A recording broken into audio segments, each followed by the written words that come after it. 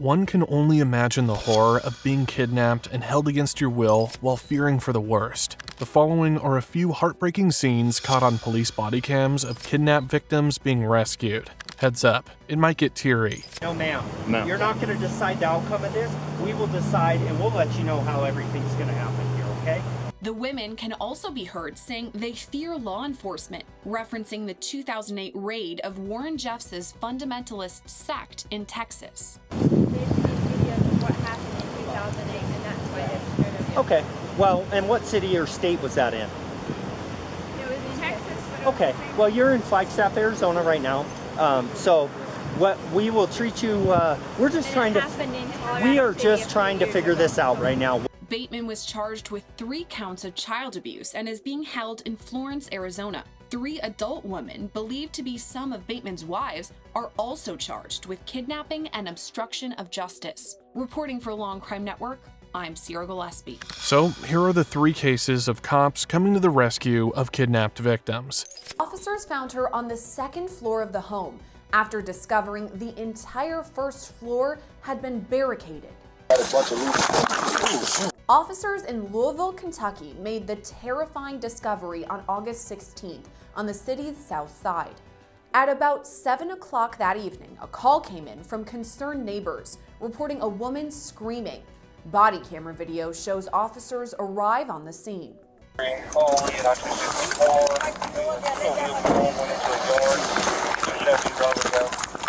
Officers are responding to a distress call by concerned neighbors. There has been female screams for help from inside a residence.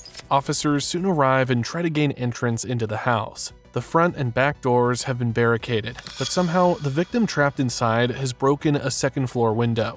That's how the cops know there's someone in trouble inside. The officers check all the possible entrances before deciding they could use a ladder to get to her. There's one lying around. Where you see a ladder? I got a ladder. At the top of the ladder, officers find Wilson crying with a chain collar and padlock around her neck. Immediately, they ask about the suspect. Is anybody else in there?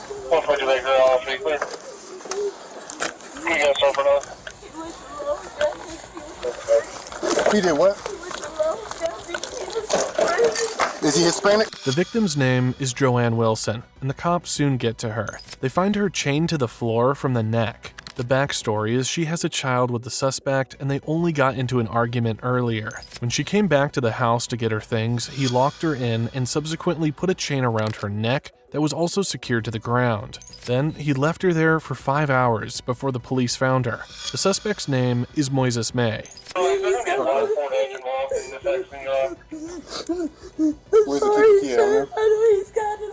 Video shows officers follow the chain from Wilson's neck to a bolt in the floor.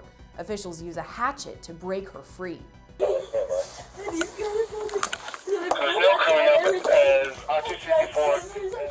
But there's no one else in here, right? No, you can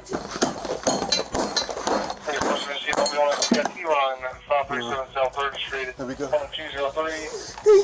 Once she's safely removed from the home, officials use hedge clippers to remove the chain from Wilson's neck.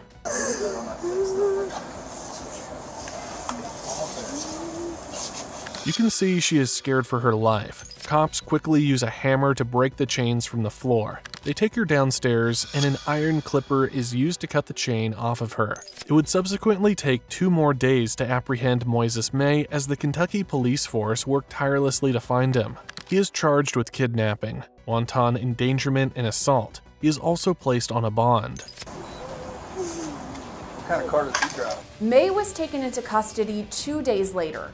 He now faces multiple charges, including kidnapping, wanton endangerment, and assault.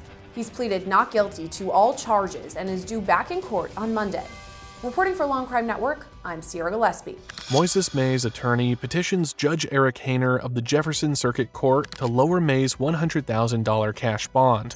But despite the arguments, Judge Hayner emphasizes the gravity of the accusations. Consequently, Judge Hayner upholds the $100,000 bond as appropriate. May has also entered a plea of not guilty, with his next court appearance scheduled for March 27th. What's going on?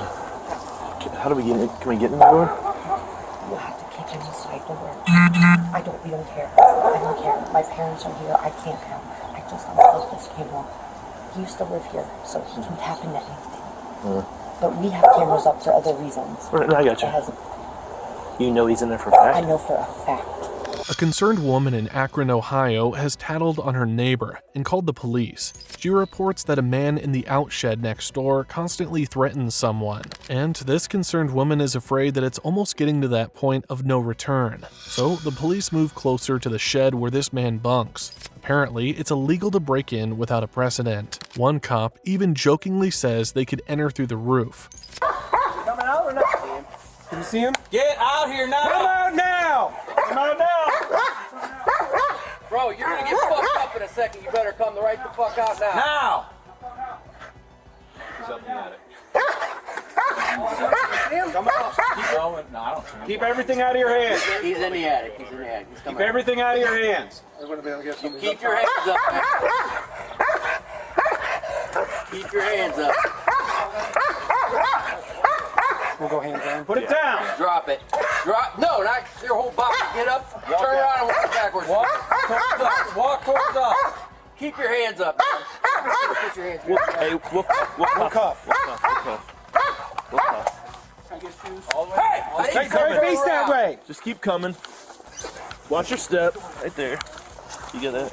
There's a female in there. Come on out here. Finally, the action gets underway. The cops are able to convince themselves that a forced entry is the right thing to do. Prior to now, they were weighing the pros and cons and trying to figure if their actions would backfire in court.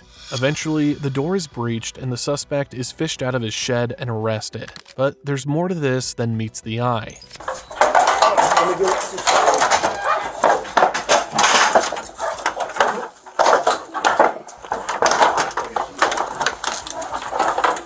The police get inside the shed and find the woman in the attic, of all places. Mind you, it's a ground floor shed that just so happens to have an improvised attic for putting up hostages, if you like.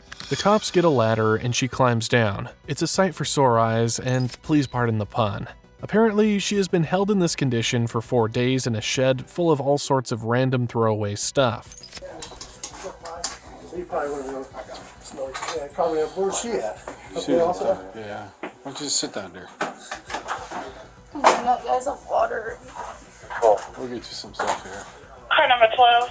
I'm gonna grab you a bottle of water. Yes, hold on. Is there any weapons up there, dear?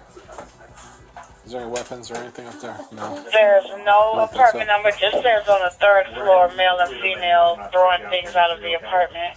Honestly, because facial appearance. Are you? What's that? Oh, you want? Yeah, that's what probably want to Take Can I care get? of it. What is your name, man? What's your social security number? Okay. What's your social security number? Car number 4. Royal Inn and Suites, 2677 Gilchrist. I mean, you would be ticking through all this. The cops are literally her saviors, and she is clearly distressed from the whole episode. She asks for some drinking water. She also asks to be taken to the hospital. Her eyes are swollen, and the cops ask about her name. It's Chloe.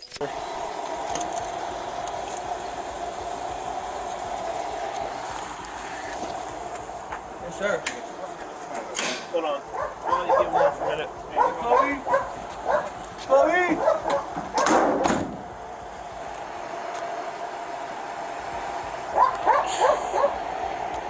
Wow. Does that look like blood on there? See any ligature marks?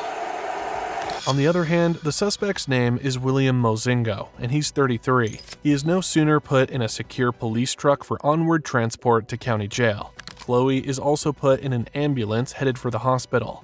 William's motives are unclear, and at first it seems that this is a random act of crime. However, Chloe and William are sort of familiar with each other, and this informs the opportunity for the crime. Well, it was just kind of a multi-jurisdictional thing, and just kind of came out across a bunch of different areas, so that's all.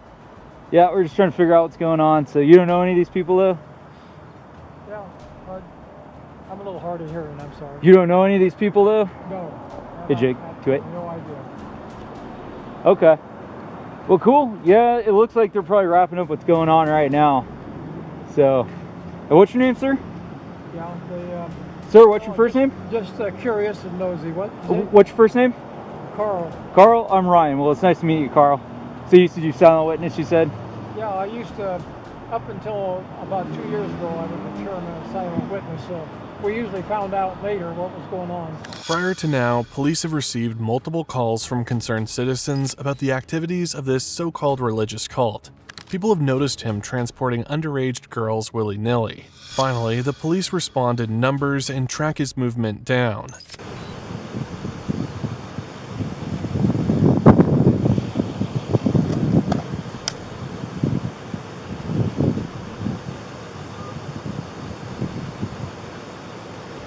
People back here? Well, let's get the GNC done first. No one else in the vehicle. There's no one in the bed of the truck. There's no one in the trailer. Let's get everyone out of the car. Come on out. Everyone out of the car.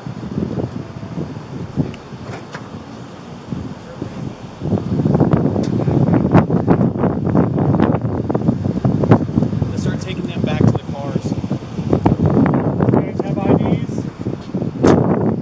No? Come back. Go ahead and start heading back there. Come with me. Come with me. I'll come. Don't touch me. Just start walking back there. Yeah. They don't need to go in handcuffs. We just need to get them out of here. The suspect is cornered by police, and it's like he's some mafia boss or something. He might as well be. Apparently, it's a multi-jurisdictional sting, and this guy must be notorious for something.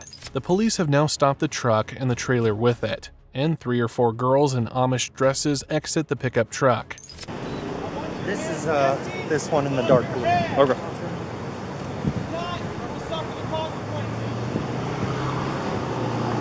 There's no one in the trailer?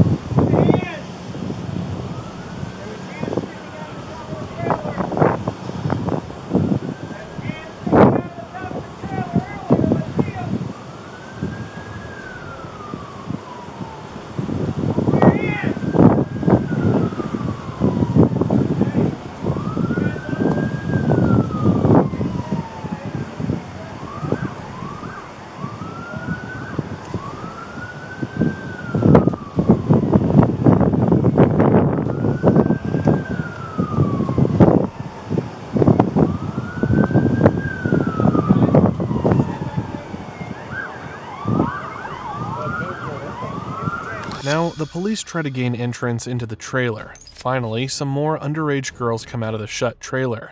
They were obviously being transported or trafficked for religious cult purposes. Their leader is a man named Samuel Bateman, and he allegedly has 20 wives and has been known to sexually court minors. How old are you? 14. How old are you? 11? How old are you? 12? You? How old are you? How old are you? How old are you?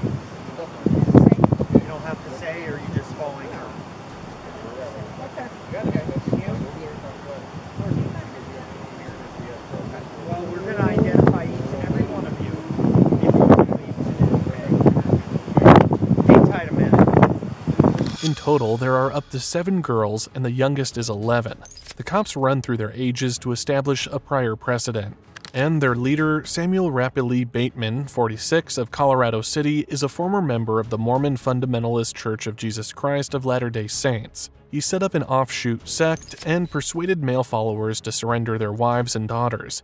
He is also alleged to have engaged in child sex trafficking.